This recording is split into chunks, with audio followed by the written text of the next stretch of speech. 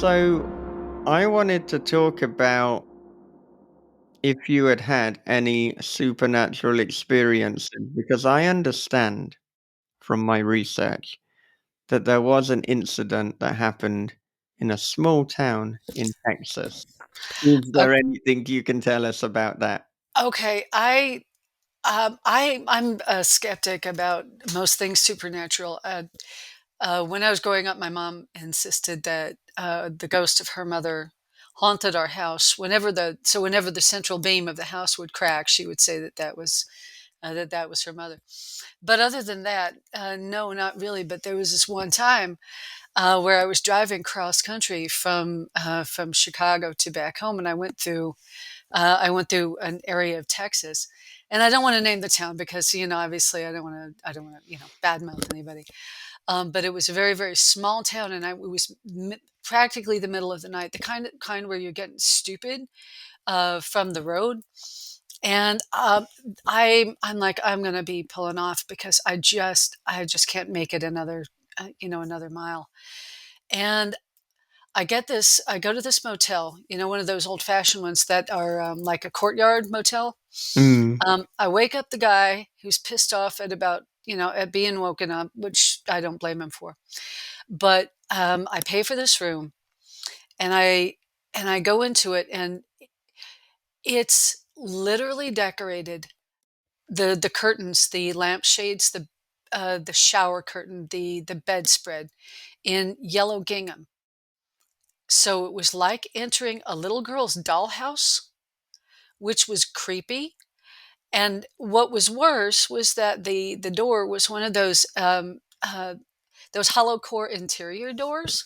Like it wasn't even and it wouldn't lock besides. And so I'm thinking, this is the creepy dollhouse motel.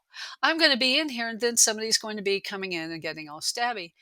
And so finally I said, no, no, I just can't do this. And so I woke up the proprietor again, who was also not happy about that either, and got a refund. But each of the units had a garage that was off to the side of it. So it'd be like garage unit, garage unit. And as I was getting into my car, I got this overwhelming sense of uh, bad, just bad, just terrible. And it, for no particular reason. I mean, I was certainly awake by that point, having been to the dollhouse motel and, getting out of there. But it wasn't even scary per se. It was more just like this sense of something pervasive and heavy and thick, like a terrible, messy, ugly job you had to do in the middle of the night and you couldn't put it off.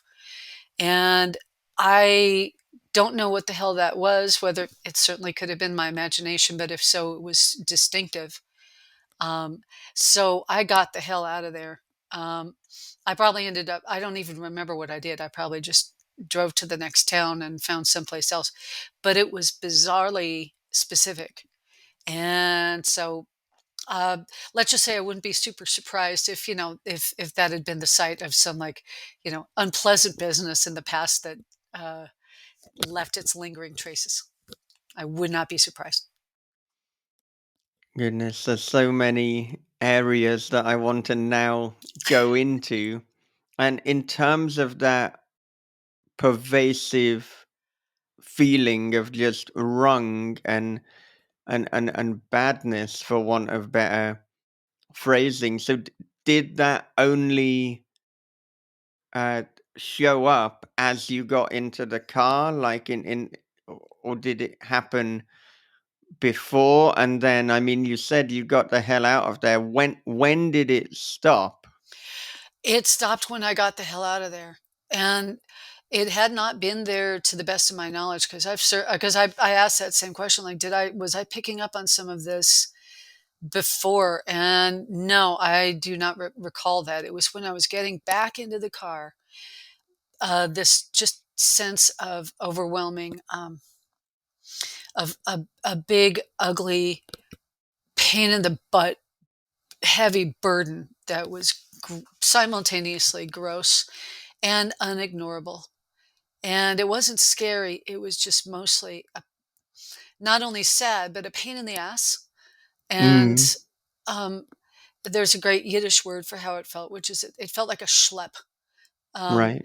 and like I said, I don't know whether or not it was some kind of, supernatural presence, whether or not it was my imagination, but I do know it was really, really distinctive. And really hope never to run into that one again because that was unpleasant.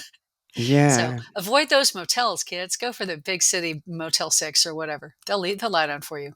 Yeah, yeah, and to back up slightly, I mean, what are your beliefs pertaining to the supernatural? Now, you said before that you're a skeptic.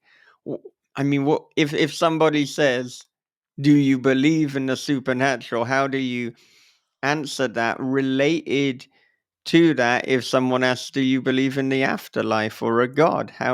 These are big questions to be unpacking in the second hour. It's like, hang on a minute, we haven't even reached the 10-minute mark, but Well, this is where we're going. I remember some dude from your neck of the woods saying something to the effect of there are more things in heaven and earth, Horatio, than are dreamt of in your philosophy, and that and that it's the undiscovered country from whose bourne no traveler returns. So I don't I don't know. I genuinely don't. I A big part of me hopes that some part of our continued consciousness continues to exist in some way, or at the very least that we're like I hope that we're like water, and that our current form is like an ice cube, where it's an aggregate of a particular set of water molecules, and that when we die, we continue to exist, but in a dispersed form, like water evaporating into gas, and then we form into something else.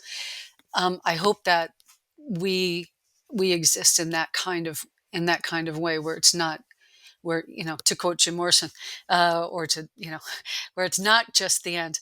Um, and but I don't know. I know what I hope. I know what I fear. Uh, and I guess my fear would be that it's just out brief candle, and then that's it. And boom boom, out go the lights. And that, to me, I think would be a terrible waste. And so that's why I hope it doesn't happen. Yeah, my fears, I guess, are paradoxical in a sense because, like yourself, I don't like the idea that the candle goes out and that's it. But at the same time, anytime I try to conceive of existing forever for infinity, that scares me too. Yes, Like, so, yes. and, but it feels like, I mean, surely the answer has to be one of those two things. It either eventually ends or it never ends. Yeah, there's not much of an in between. Yeah. I guess the only in between ishness that I can conceive of is if you keep on going, but you don't remember that you keep on going, and so Yeah. everything feels like a reset. Mm. Um, Yeah. Sort of, I guess, spiritual Alzheimer's on a grand scale, where you don't remember that you don't remember. Yeah, Mhm. yeah. So I guess the almost in between is something like reincarnation. And it's like, oh no, you exist forever. You just never know that. And now I'm thinking about, oh, that's terrifying too. I just need to stop being scared of everything. Everything, every possibility is pretty scary. Mhm. I guess we're all going to find out. Yeah, Yeah. We can't be sure of a whole lot, but sooner or later we're all going to find yeah. out. I mean, one hopes that it is just terrifying because we are humans, we are not built to understand this, but perhaps post life we will understand. It will be infinity, but it won't be scary because we've been given that knowledge now, and it's no Mhm. longer a scary thing. Yeah. I hope it's something like that, or that it's like a joining with all that is, and Mm, and I hope very much that it's not scary. I hope it feels like a homecoming. yeah. And that's my hopefulness, but could be just we uh, we go to sleep and we don't wake up, and that's all she wrote. And so I literally don't know. I kind of, and I'm kind of glad I don't. Yeah. Yeah. Yeah. I mean, if anyone found out, or if everyone found out, the entire world and humanity would change, because, I mean, religion and the afterlife, it seems to be the source of a lot of conflict and a lot of battles and a lot of arguments. And if we had the answers, I'm sure, because we're human, we'd find something new to fight over. Don't you worry. We're But good. Mhm. We're good at but that. but it, it would change the dynamic, at least. Now, I'm assuming, as your mother said, that was it her mother she felt Yeah. was haunting Yes. you, yeah, your childhood house. So I'm assuming that her beliefs pertaining to the supernatural were stronger. I think my mom, who's no longer with us, so I can badmouth her from beyond the grave. Sorry, mom. I think in many ways it's that growing up uh, where I did when I did was um, was helpful to me in becoming a horror writer, in the sense that you realize that, as somebody smarter than I said once, that there are no haunted houses, there are only haunted people. And I think Mm. that in many ways was why the notion of the ghosts in The Shining as being like these residues of the energies and the yeah, the sort of spiritual energies of those who had lived there before was resonant with me, certainly, because it's like, yeah, I could see that. It did seem to be part of the house. Mm. Yeah, yeah. To return to the motel, which is something you hope no one would ever say, just on a kind of human level, it really does make you wonder what was going through the owner's mind, that they had it decorated like this creepy dollhouse, and there wasn't at any point the idea, like, we might want to give this a paint job. And but then, as a creative, you think, well, is there a reason? Did he try to touch it up and something happened? It's like, oh, you leave this alone. I don't know. I mean, I've passed by Tonopah, Nevada, and if you're ever out in Nevada and you want you know, I'll call it a singular experience, because there's visit the place called the Clown Motel. You'll find it. It's right on the main highway, and it's right next to the graveyard. No, I'm not kidding. And it is literally decorated with all clowns all the time. So if you've got yourself some colorophobia, then that would be one to avoid. But I don't even think that they were doing it for a clown motel in Tonopah kind of thing. I got the feeling that this was just them, and I have no idea why. Because uh, even if yellow gingham were on sale at Joann's Fabrics that week or something, like, why would you do that? It's really just creepy as hell. And then coupled with the hollow core door on the exterior, which I mean, basically you can get a 57-pound kid, halfway shouldering that open. So I don't even know why. It just had Psycho Killer Cascade written all over it. It really did. Yeah, yeah, and I wonder too, and maybe you do, maybe you don't know the answer to this, but was every room in the motel decorated like this, or did he just take you to the I one specific room? Either answer is horrifying. I don't know. I've speculated about that. Like, did they have yellow gingham in mine, and then maybe blue polka dots in the next one, or something? Either way, it's like, no. This is like the creepy motel dollhouse. Forget it. I'm out of here. I'm so out of here. Yeah, So yeah. And you said, no, Mm. he wasn't happy to be woken up a second time, but no. I wonder too, when you came to him and you're like, "Look, I can't do this. I'm out of here."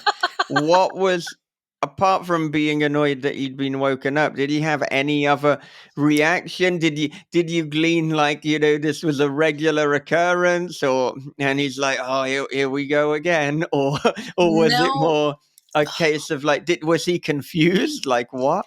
You don't he like just the seemed dollhouse? more just like he was pissed off that I had woken him up yet again. And he didn't give me too much pushback on the canceling the charges thing, which was fine because I had expected him to. Um, Mm. and honestly, even if he had ended up charging my card or some kind of I don't know, reshelving fee or whatever stupid thing, it's like, yeah, pay it. I'm out of there. I don't care. I'm sleeping in my car at a restaurant stop because that's bottom line. That's fewer creepy people. Um, Yeah. so yeah. So don't go there. I mean, Yeah. Yeah, Mm-mm-mm. these experiences, they're fascinating because we can speculate as to what happened, what was going on, and we will never arrive at a concrete answer because I mean, broadly speaking, either something supernatural was happening or it wasn't. yeah, If we were to put it in a kind of binary, but it's like, well, if it wasn't, if it was in your mind, the bit that's a little bit confusing is like, why did it happen when you got in the car? yeah, That's the bit that is yeah, confused. And it's almost like it was either pulling you, trying to pull you back, or it was just making you aware. It's like, I want you to feel this before you go, almost like a kind of cry for help. It's amazing how supernatural occurrences that people have is. I find that, especially when people tell us this, there's often more to it than a fear. There's other things associated with anger, sadness. So it's like, and to me, I love those kind of stories where there's something that's supernatural that for other people who encounter it, they feel different emotions, yeah. and I I think wasn't that's afraid. it gives it a multifaceted effect. So that's I'm not surprised that you weren't scared. No, I just It's felt heavy. right, yeah, and it's I've never experienced that, and God, I hope I don't, because it would probably mess me up. Um, the closest I've ever been to that is certain people Mm, that and that I have encountered within a 10 to 15 foot distance, and mm, realized that I do not need to go close to this person hmm. at all. Don't know them, don't want to know them. There's the vibe is really bad, and it could be just somebody just sitting there Yeah. minding their own business, and I'm just like, "Poof, okay, I'm done. I'm Well, out. I'm turning directions." I remember reading Gavin de Becker's book, The Gift of Fear, and he's a threat assessment expert. And one Hmm. of the things that he points out that I appreciated a lot was that he said, we're all here because our predecessors listened to their gut. And Hmm. if your gut is telling you something, it's probably us that your brain is putting together information that is on its own so tiny that like micro expressions or a scent or the way that a person is holding themselves, but Hmm. in the aggregate, it's raising the red flags.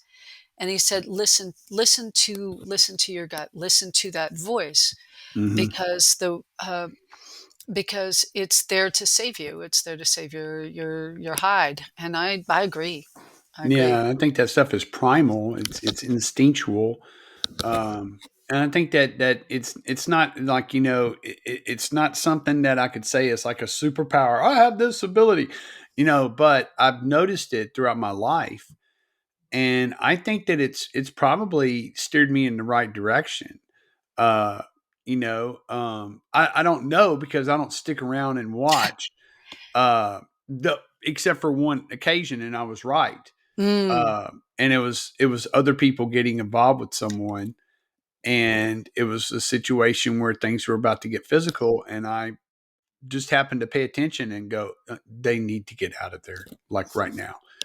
And I was 100% right from from hearing from other people what had happened, and you don't know, you don't want to have this kind of situation happen where you got somebody who's facing off against your friends, and 30 minutes later, like, yeah, the last guy you got in a fight with, you put him in a hospital for 2 months. Yeah, And you're like, that's not good. No. really? And they're like, yeah, the guy can handle himself quite well, and he's a destructive force of nature. So it's like, oh man, we dodged a bullet, you know. Yeah, I wasn't even involved, sometimes the best way to win a fight is not to have one and just get the hell out of there. Yeah. But you try Yeah. to tell that to drunk friends who are like, "I'll kick his ass, man. I'll take him down." It's like, yeah, you're gonna get taken down. I used to be a bartender at this little dive bar, and yeah, you hear that conversation so many times, so many times. It's like, listen to Bob. Bob knows what's up. He knows people. I have a superpower.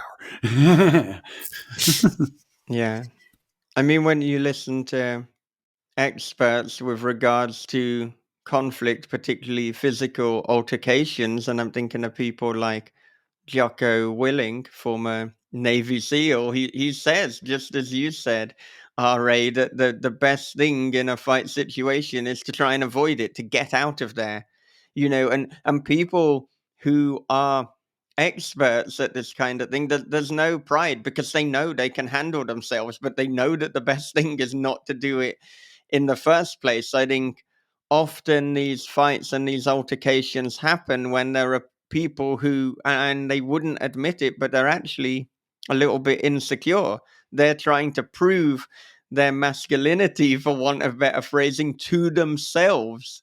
And so they feel that they need to have this fight or this confrontation to show themselves and to show other people around them, that they're strong or they're a man or whatever bullshit marker, they've got on that day. But if you're actually secure in yourself, then there's no shame in avoiding the conflict to begin with. And that is the correct thing to do. And I think being a bartender, I was by virtue of the fact that I didn't present a physical threat that anybody had to man up against. I think I gave a lot of potential conflicts a good exit door. Like, well, I don't want to fight the bartender because she's, da da da. And it was a great reason automatically to discontinue the fight or to discontinue the bad vibe, and just, you go your way, you go the other way. Mm, Um, because, I think if I had been a big bruiser, that it might have turned into a pride thing. yeah, And of course, that's not always going to work. Obviously, you can just as easily become a victim. But the best fights are the ones you don't have. yeah, yeah, I think so. And to briefly return to what we were saying about trusting your gut, I think, it is a built-in innate mechanism that serves us well, that has helped us to survive. Some people would argue that it's supernatural or it's divine. Either way, it has helped us to survive wherever it came from. I tend to find, both for myself and looking at other people, and so I guess observationally, the hardest thing is when your gut is telling you to do something and you really don't want to do it. Mm. Um, kind of mentioned this in the first hour, but I suppose probably the hardest thing is when it's telling you something about a relationship, usually a romantic relationship, and you feel like you don't want to do that, or you're afraid because it means a new beginning. And I guess in that situation, but if you know your gut is saying get out of there, then do. But if there's ambiguity, and sometimes there is, because sometimes it can be like, well, hang on, is it telling me to get out of this in general, or is it telling me to avoid this specific Mm. situation? So I tend to find with that, it's like just talk to other people, tell somebody objective what's going on, how you feel, what the battle is, and you will hopefully, arrive at an answer. Now, sometimes you arrive at an answer purely through talking, and the other person doesn't need to say anything. And Mm. you listen to yourself, and you're like, okay, I know what the solution is. If it's harder, then if you talk to multiple people and you get their perspective, then sometimes it takes hearing it from another person to know what to do. And so, I mean, that's something that I have done on both ends of that conversation. Like, people who are close friends with me, they know that if they want an honest answer, then they're going to get it from me. They might not like what I'm going to say, but I'm not going to bullshit them. I'm going to be honest. I'm going to be as respectful as possible. And I'm also going to conclude with, they have to make the decision that is right for them. Mhm. You can't do what I'm telling you to do. And if you do the opposite of, like, kind of what I would do, then I'm still going to love and respect you, because this is your decision and you have to make that decision. Well, and I think that that can be really empowering, especially, if you've been in a relationship where there's been some degree of gaslighting or isolation or both. I mean, one of the reasons why those things tend to work in concert is so that, number one, you don't trust yourself, and then number two, you don't have an outside voice to voice your problems to, like you were saying, or to hear their honest response either. And so, yeah, I completely agree that being that kind of support network for a friend is absolutely crucial. Yeah. I think being a good friend is telling a person what they need to hear rather than what they want to hear. Hmm. Hmm. I totally agree. Well, what we want to hear about is corporate body. Sounds like a So plan. let's talk about, how did this idea initially come about? And then, following on from that, how did it get placed with Cemetery Gates Media and Sadie Hartman's Dark Library series? Well, it I was thinking about the things that creep me out, and one of the things that really, really does is the idea of uh, being invaded by parasites of any kind. And so, like probably every other horror writer out there, I start going to YouTube and looking up insect videos. And in addition to the horrors of botflies, which are not so, I mean, if you're feeling, by the way, if you're feeling nauseated, do not watch the botfly videos. They're horrible. But the one that really stuck with me was this video about parasitoid wasps. And what they do is nefarious, really. Um, they inject they find a caterpillar. They inject their eggs into this caterpillar's body, and underneath the skin, the baby wasps grow, and they come out. And essentially, even though the caterpillar would have a natural instinct to basically destroy these cuckoo's eggs of wasps, essentially, that have been uh, put into his body to grow, um, the the hormone, I guess, or the wasp, um, the wasp venom, the wasp injection, causes the caterpillar to have this oddly parental, maternal, nurturing attitude towards these baby wasps that are coming out of them.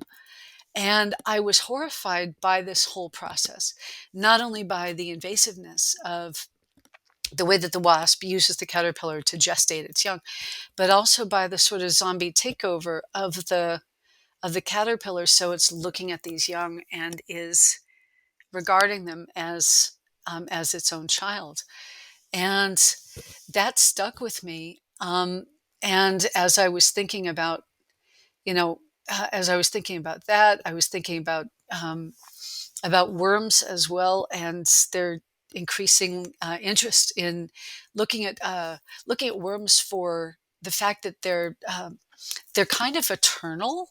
Some of them, like your ordinary earthworms, they don't age. They just keep going. It's not that they can't die, but they'll keep regenerating. They don't age, and that's because they're uh, basically their chromosomes don't wear out like ours do. And so there's increasing research looking at, hey, can we use this? Can we harness this somehow? And those two ideas pretty much came together for the basic idea of corporate body. Is this young man who's really totally strapped for cash gets involved with this doing drug studies, because he's hurting for cash, and it turns out to be something kind of like that. So that was the genesis of the book. Yeah, and Mm-hmm. once again, with most of your answers, there's so many directions that I could take this in.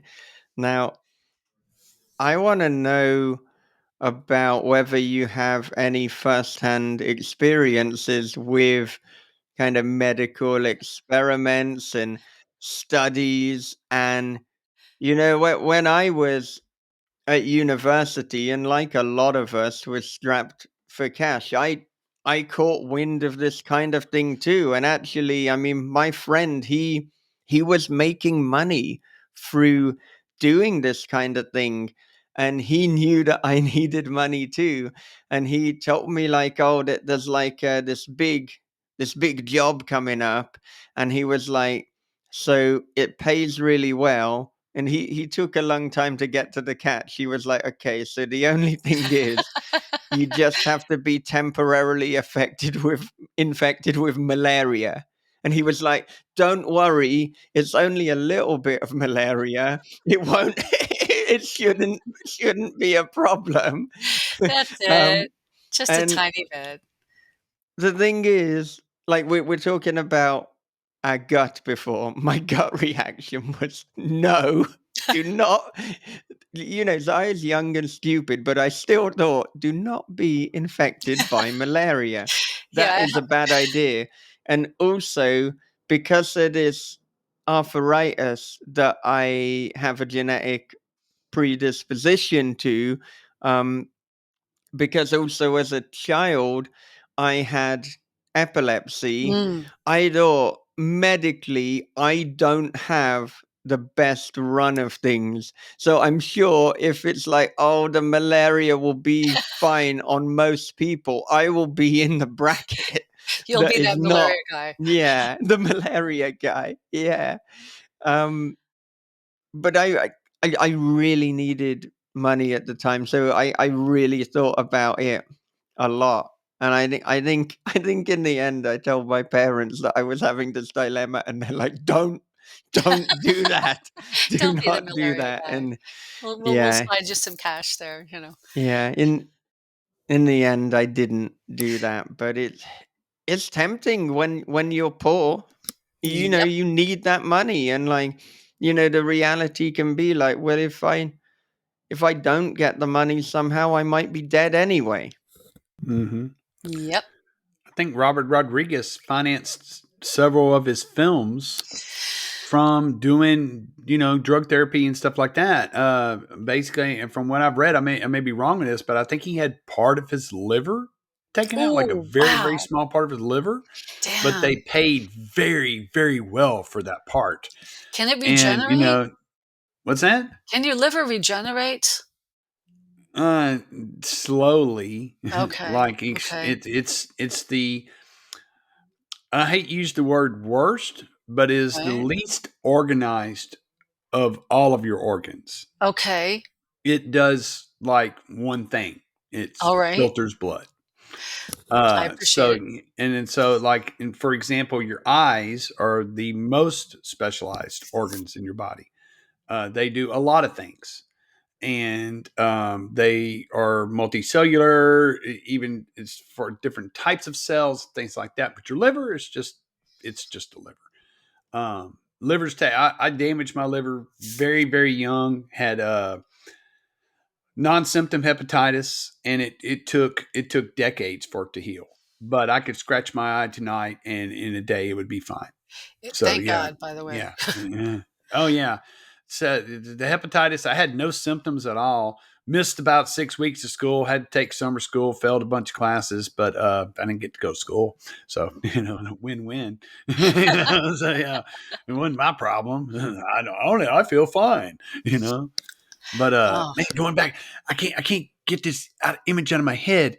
You talked about the wasp, and of course that was Dan O'Banion's inspiration for the chest burster. oh, was But it? Oh, yes, in for Alien? Alien, yeah. But the nurturing part takes Kane's story to a whole new level, because after the face hugger releases him, Kane's like, I'm fine, just a little hungry, you Mhm, know? mhm. And it's like, okay, wait a second. Was he actually nurturing this thing and didn't tell him? That all new level to one of my favorite movies right there.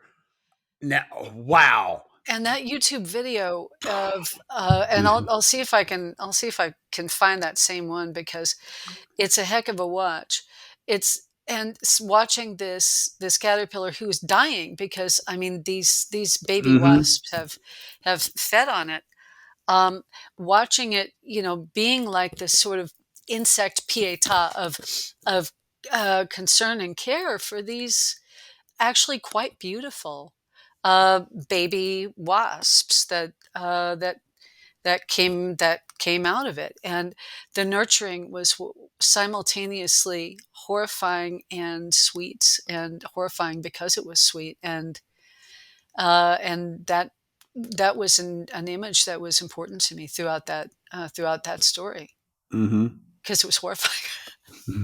And I think I recall Charles Darwin saying something like, when he had heard of parasitoid wasps, that was the thing that really rattled his belief in a benevolent God. It's like, yeah, Charles, I can see where you're coming from with that one. I definitely can. Mhm. Certainly. But to answer your earlier question, Michael, yeah, I gave so much blood. There are people walking around with, uh, honestly, and a lot of the events in that story of, moving on from going from donating your blood or your plasma to immediately going to a restaurant and having something to eat and feeling like you're kind of feeding on yourself.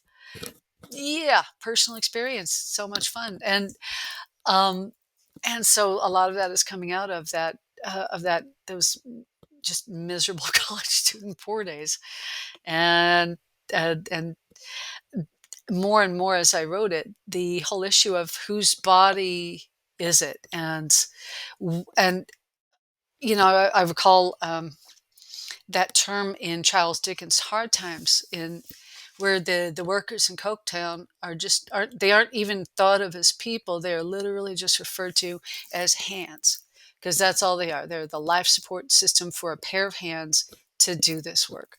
And that was something that became wrapped up with that our terrible healthcare system and our exploitation of people. So yeah, part personal experience. Yeah, and it is interesting how traditionally it seems to be that men are more known for writing body horror. I mean, possibly the most famous example would be David Cronenberg, but really, to me, it would make far more sense that women are better equipped to write about body horror. I mean, for goodness sake, you've got menstruation and pregnancy just to begin with. And That is body horror, that you are experiencing that we're not equipped to. honestly, if I and part of it is coming out of having had a cesarean section, which was completely unexpected, and definitely not planned, because I wanted to go no plug, no drug. Mm. But uh, found out literally when I was halfway through labor that my daughter was breech. And um, all of a sudden, bam, it turned into a very different experience. Um, and you wake up and you look down at yourself, and I realized, oh my God, they've literally stapled me together. literal actual staples, which was horrifying. Hadn't expected that. And um, and so, yeah, that whole idea of, these medical procedures that are being done to you, you're only partly aware of what's happened, and then you sort of have this radical reevaluation of yourself and your body. Definitely fed into the experiences in that book. Yeah, and I feel too. I mean, not only are you writing about the kind of personal first-hand experience of body horror, but we're also seeing, how it affects other people. And if we think about the relationship the protagonist has with Charlie as well, and seeing, the guilt as well associated in him being the one who introduced this trial, this experiment in the first place, so that there's so many layers for what is a tight and a pretty slim novella. Well, and in many ways, it's so much about fatherhood and Mm. and parenting, and because Nick absolutely feels like he has disappointed his father, who obviously loves him, and you get the feeling that Nick's father, although he's disappointed that Nick has left college, that he absolutely still loves his son. That this is not a contingent love that's based on, if you're successful, then I will love you. Um, but he also forms this father-son bond with Charlie, as well, and seeing and essentially seeing what happens to Charlie, and Charlie's own fear. That's what galvanizes Nick finally to leave, because he needs to be a good father to his very unusual offspring. Yeah, and I mean, have you had moments where you've doubted love, or you've doubted, like, I guess, your validity in receiving love, or you felt that you've disappointed those who you haven't disappointed? Oh God, I think we all have, and I'm no exception to that particular one. And I think certainly that our one of our probably common experiences as children growing up is that horrible moment when your parent isn't angry at you, which you can deal with. It's when they're disappointed in you. And Mm. all of a sudden it's like, oh God, all right, all right, all right, you just got me. And I think that in many ways that affects us on a level when we become parents to our own children. You try not to you try to be a perfect parent, and inevitably you fail, because nobody is perfect, and kids are a moving target, always changing. um, and so I think that that's probably one of the deepest fears that we have as human beings. Mm. Yeah, yeah. Do you think becoming a parent kind of affected the way that you then retrospectively viewed some of your own childhood and Oh some of the hell yeah. things? Mm. Oh hell yeah, absolutely, sure. Because now you're seeing it from both sides, where and I suppose, like most kids, you think that parents are these adults who somehow magically know everything, and then when you become a parent you realize, no, we're just figuring this shit out on a day to day, and we're trying to do the best we can with this individual who is not you, and not an extension of you, not a mini you, but is their own person. And what you want for them is not necessarily what they want or need for themselves. And you try to, if you want to be a good parent, you try to meet them where they are. But that's a that's I don't know if anybody does that flawlessly. If so, I have not yet met that person. And I'm not trusting what they say, I'm trusting what their kids say about them, because ultimately they're the ones that are going to pass that judgment. Yeah, yeah.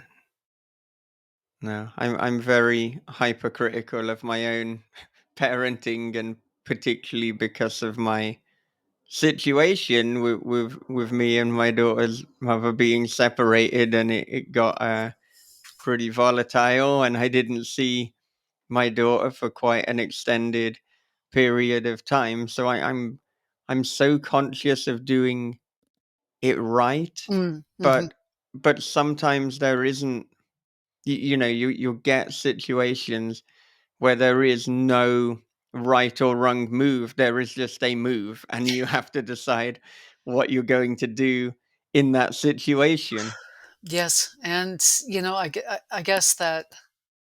I guess that if I learned, I learned a lot of things from my father, but because they also had a tumultuous relationship before they Mm, parted. And I think that that was really genuinely the best thing for them and for our family. But one thing that he did emphasize to me was that you keep telling your children that you love them. You keep telling yeah, them all the time. Maybe they get sick of it, but but you know what? Fine. Oh, my parent told me that they loved me and I got sick of it. Oh, gee, what a terrible thing. And that I think was a really important lesson for me when I became a parent. yeah, yeah. Well, I think something that became really apparent through my separation and divorce is that everything ends and you can not take anything for granted.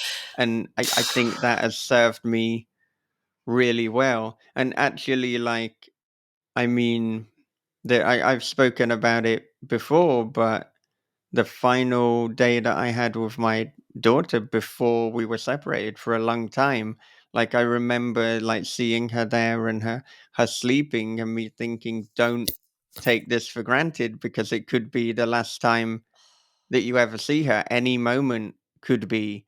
And I think that this actually links back to what we were saying about like feeling something in our gut or intuitively knowing. I think I must have had an inkling that something was going to happen.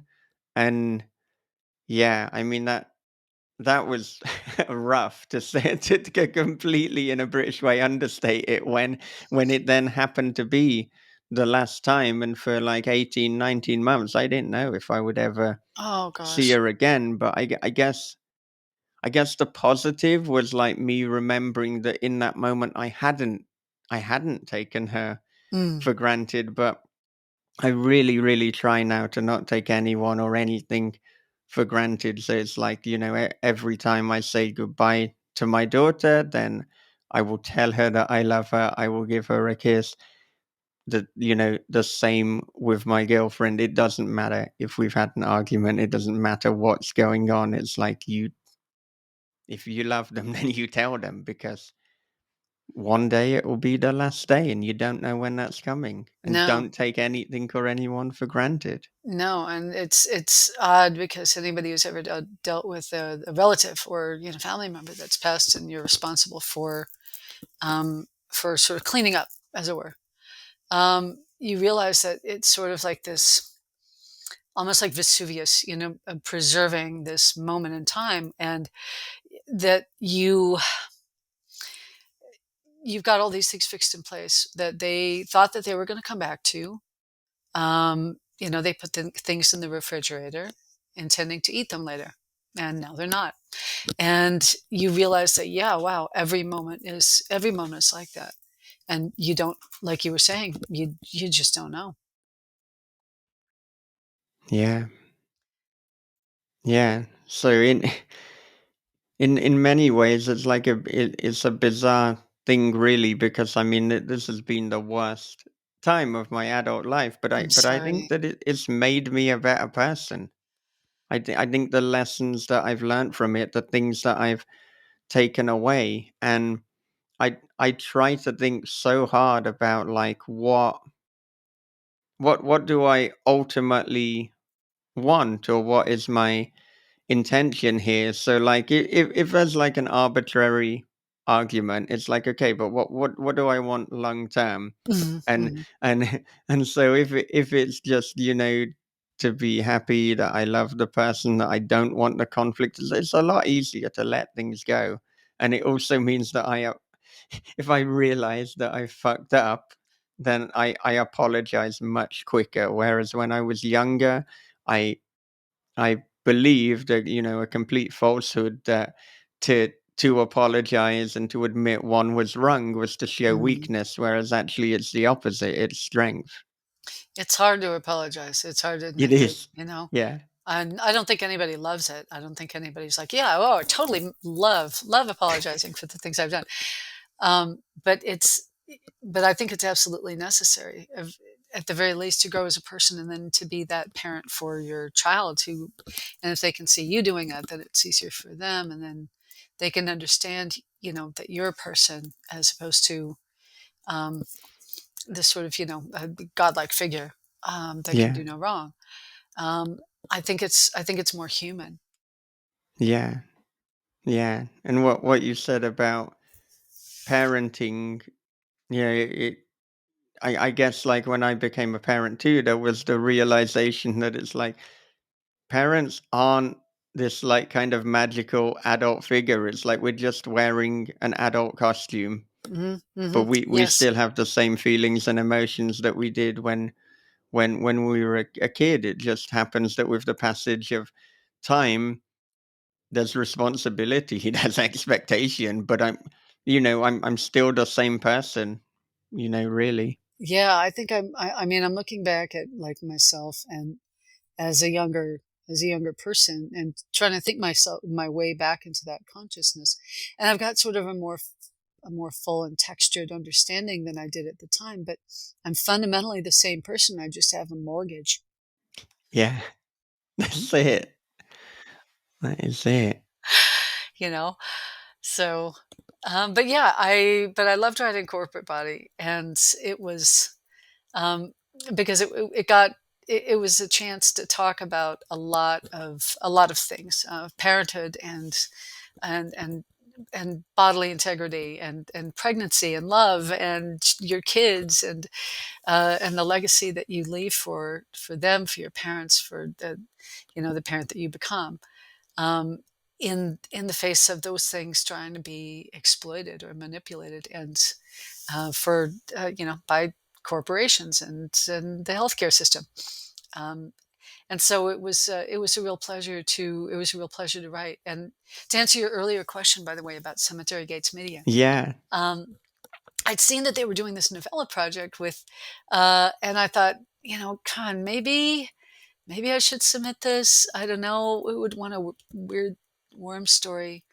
Uh, and so I did, and I'll never forget Sadie Hartman writing back and saying that she really enjoyed um, the part with the worm babies and their wee voices, and it was, and honestly, I really have, I can't say enough good things about Joe Sullivan and Sadie Hartman, both because they've been enormously supportive and understanding. And I've, sometimes I think a lot of what creative people, not just authors, but well, just people need is just the feeling that there's just even one person in your corner saying, "Yeah, go do this. You can do this," or "I really love this," or "I loved your work," or "I believe in you." And honestly, that is, it's a very small thing, but I think it really sustains you in a way that's surprisingly disproportionate for the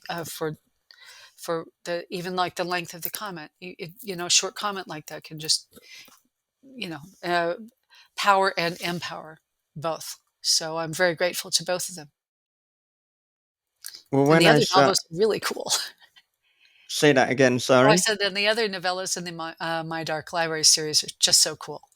Oh yeah, yeah. I mean, Sadie Hartman knows what she's doing when she's collating a collection of stories, and I'm glad that we're gonna see a lot more from Sadie in that arena. So it's just a tremendously exciting time. But I mean, I wanted to say that when I started reading Corporate Body, I felt instantly at home, and I felt such a connection to your writing voice and your style. And I mean, some novels, some writing, it takes a little bit of time to get into. There are some growing pains, you know, that's fine. But with Corporate Body and with Carson Winter's Soft Targets. Those are the two books this year where I felt, wow, these writers I connect with straight away. So, it's been a tremendous pleasure to discover your work, and it means that, anytime I see you've got a new story out, I want to read it. So, Well, thank thank you. yeah. Well, Hopefully you'll thank get you. the Thank you. So I think you'll get the chance by because I do have a new novella coming out, "Do Cemetery Gates." Uh, Hopefully by March of 24. Mm. Hopefully earlier, and I love it because it's very different. It's very different from Corporate Body in a lot of ways, and that too was a real pleasure to write as well. So I hope you like it as much as you like this one, and I'm looking forward to seeing yours coming out soon as well. Yeah, and with the new book, the forthcoming book, can you tell us much about it? And if you can't tell us much, can you at least give us the subgenre? Sure, it's a book about books in many ways. It's I One of the things the one of my favorite horror tropes is one that goes all the way back to Henry James' Turn of the Screw, which is and certainly we get that picked up in Peter Straub and Stephen King and others. Is that group of people in sort of that exclusive club atmosphere, telling horror stories to each other. And I for the genesis of the story, I knew that it was going to be one of those, people telling ghost stories to each other and being surrounded by books. And so the story that I ended up writing is called Words Made of Flesh. And it's about a book that bonds with the life of its owner. And so that it becomes an extension of your own body as well as an addiction. But as the main character discovers, it's not just that; it's doing other things too. And so it was and it's set at the turn of the century, from at the end of the 1800s, in New Bedford, and so it was a chance for me to dip into that period of American history as well. Um, because New Bedford is a city that I've visited on a number of occasions and I just love, and it seemed the perfect setting for the kind of tale that I wanted to tell. So, do you think that you're kind of crafting a library of body horror books, or does it just so happen that these two in a row are body horror? I wonder, are you becoming the body horror author? And Is this your Oh, specialism? she does Bob's have got something to say. she does have bits, which is Yeah, also body horror, yeah. which was to me, those short are just as good as Corporate Body. And I love how you do body horror. I mean, it's one of my favorite genres. And this new book sounds like the Chowder Society meets David Cronenberg via Clive Barker. And I'm Oh, like, yeah. fucking, my credit card is out. I am fucking ready. I hope you like it. I really do. I loved writing it, and the characters in there are honestly some of my favorites, because there's a relationship that happens between uh, this guy that goes to um, the club to hear this story. He turns out to be the only one who sticks around to listen to this guy tell his story from beginning to end. And he starts off not liking this guy and thinking that basically he's some, some snob, some old fart, and he doesn't particularly. He feels that this guy looks down his nose at him, and so he sort of listens grudgingly. But over the course of the novella, as they both sort of uncover themselves to each other, they both reveal themselves as people. And and that is and that was a real pleasure to write as well. So I hope you like it. I genuinely do. It was a pleasure to write. It sounds fascinating. I can't And thank you wait. for bringing up bits, because that's also one of my that was one of the first things I ever got that I ever got professionally published, and it that came from a lot of like really really bad dreams. Right. It is nightmarish, but it had that glimmer of hope ending. So yes. It did. I hope everything turns out well for her and the other folks in that unusual gathering at the end. So Yeah. so yeah, so I'm looking. I hope that you like it. I hope Michael. I hope you like it as well. And again, it's a pleasure to hear that um, that you enjoyed what I wrote. Oh yeah, I'm very excited about it, and I will be asking Joe for a copy as soon as he can deliver one. And yeah, I I'm glad that they were willing to take a chance on me twice, which is which is really nice. I appreciate that.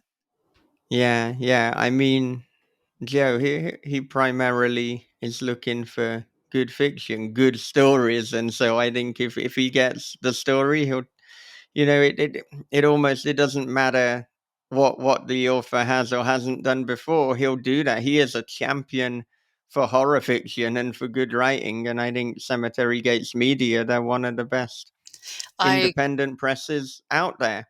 I could not agree with you more, and I think that the My Dark Library series is a great exemplar of that, Yeah, because I think that almost all of us in that series, I don't, um, for some of us, I think that that was our first published work in a novella form. I know, no, it was for me. Um, and the diversity of the voices and stories that they told, everything from Chandler Morrison's body horror to Kelsey Yu's exploration of Chinese myth and friendship and loss um, um, and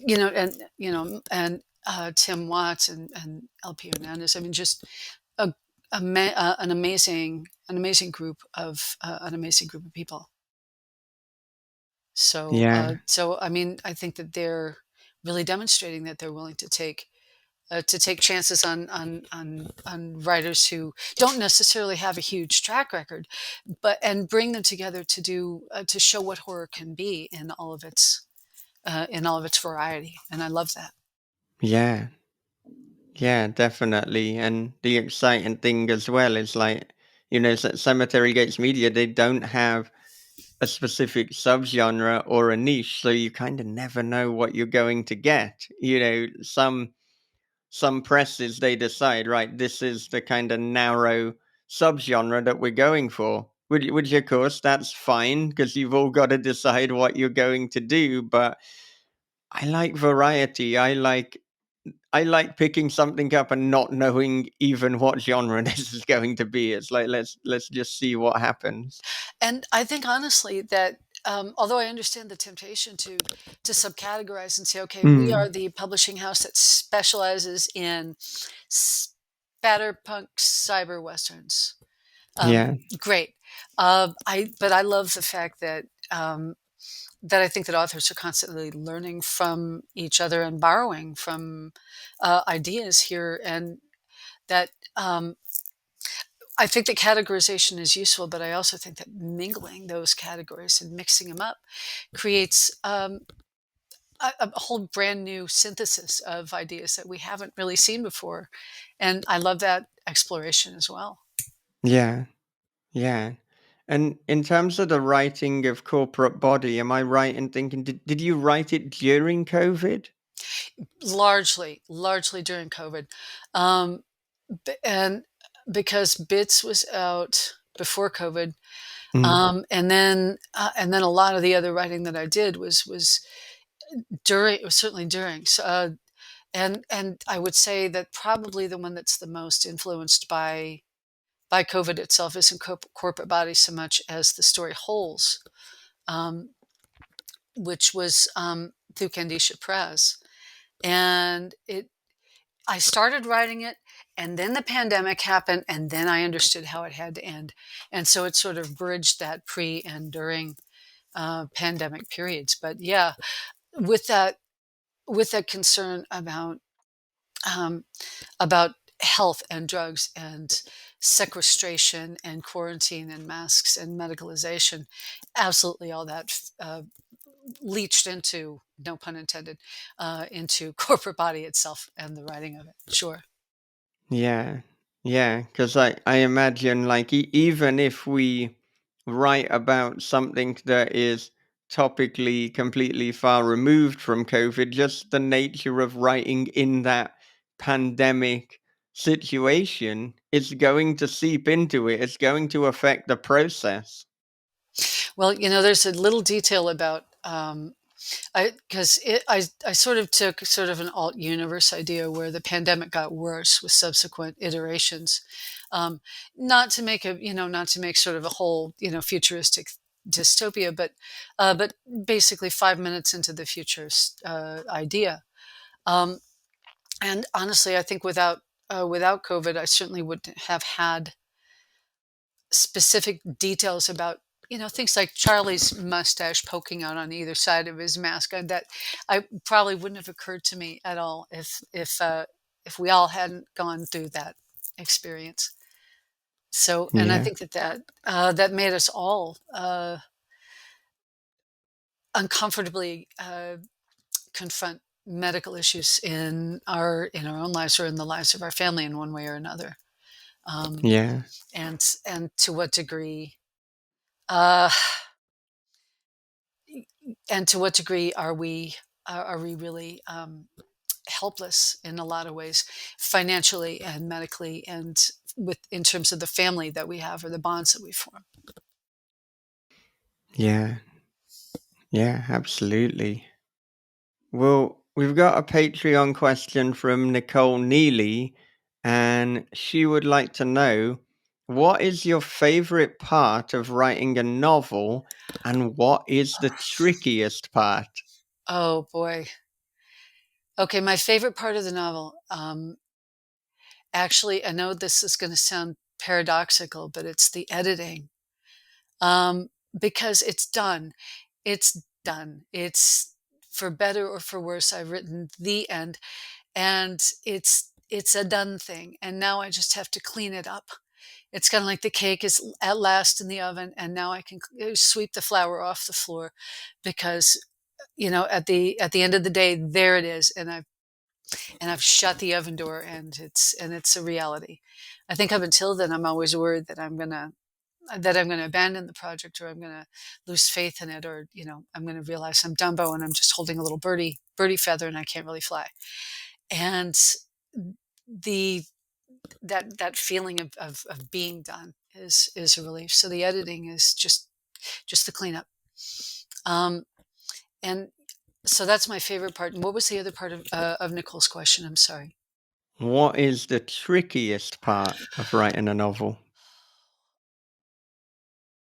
I'd say it is that middle section before things start to slide down into the climax and the end, because if you are, I don't know if you are like me, I like to, as I said earlier, I really like to know where I'm going, even if that changes a little bit. But I at least need to have that sense of that destination of where it's going to end, and that'll allow me to some degree to kind of aim towards that.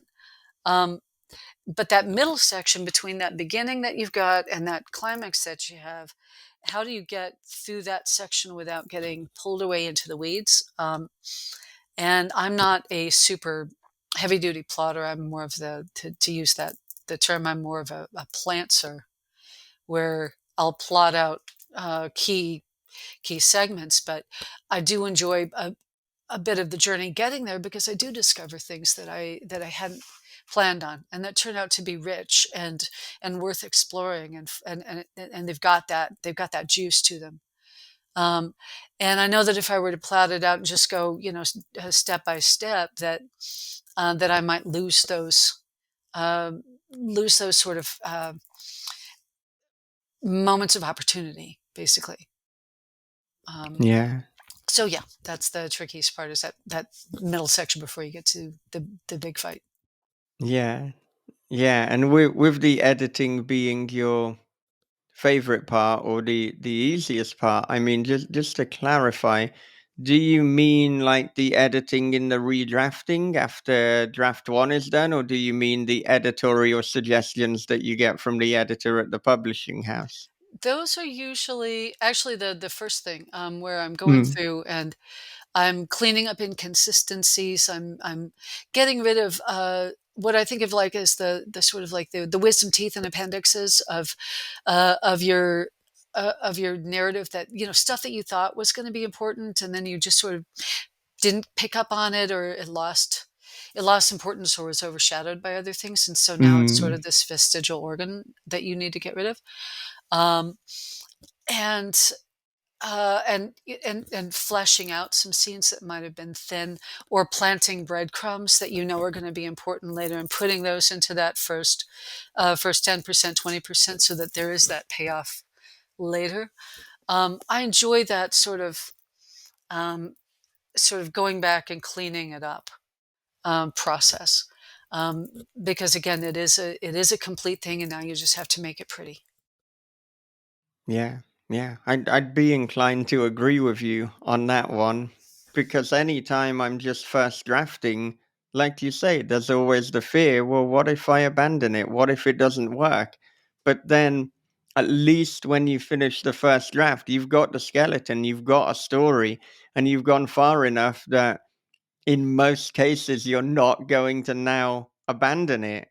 And so I'm in that process at the moment with the novel that I mentioned before, Daddy's Boy. I'm going through it. I'm cleaning it up. And it's interesting actually that like yeah, I'm finding there are some bits in the middle that are actually redundant. We can remove them Mhm. and the story is still intact. And I mean Mm. that's a general editing tip. If you can remove something and the story is still coherent, then you probably should remove it. Well, I remember watching an interview with the author John Irving, who was one of my absolute favorite novelists in like junior high and high school. And I think I must have read A World According to Garp about a million times when Yeah. I was in like junior high, high school, around there. Um, and one of the things that he said, and I I don't it's hard to believe, but I don't have any reason to disbelieve him, is that he says he writes the last scene first. And then he goes back and he says, okay, how did we get there? And then he goes back another step, and how did we get there? That's not the way that I could work, but it would be really nice to wake up and think, oh, I've already gotten that last scene all written. It's good. Yeah. So I just have to work back to there. It's not my process, but it would sort of give me that sense of the novel having been already completed at some fundamental level. Yeah. Oh, yeah. Well, thank you so much for chatting with us. This has been tremendous fun, and I definitely want to do it again sometime. I definitely want to read this forthcoming Cemetery Gates Media book. Well, But I'd love to talk to both of you, and anytime you want to have me back to talk about my books, pick apart somebody else's books, or any of the above, I'd be honored. all right. Well, where can our listeners connect with you? Well, certainly on the website formerly known as Twitter, but also Instagram, TikTok, Threads, Blue Sky. Pretty much anything that I can, a Discord, with pretty much anything I can think of. And I've got a link tree in all those sites. So that'll take you to my website. So I try to have multiple points of access. All right. Do you have any final thoughts that you'd like to leave the listeners with? Oh, I guess just keep reading that good horror. Just keep talking about it. Just keep buying it. Just keep recommending it. Put out, if something's moved you, tell people. And because that means the world to not only to you, but to them and to the person that created it, whether it's me or whether it's somebody else or whatever. Because to loop back to something that you said earlier, books don't stop saying what they are saying, even if they've been out, 3 months, 5 months, 500 years, 1,000, they're still talking to us. And so it's important we talk about them. Could not agree more. Thank you again for joining us. Thank you so much for having me. It's a pleasure.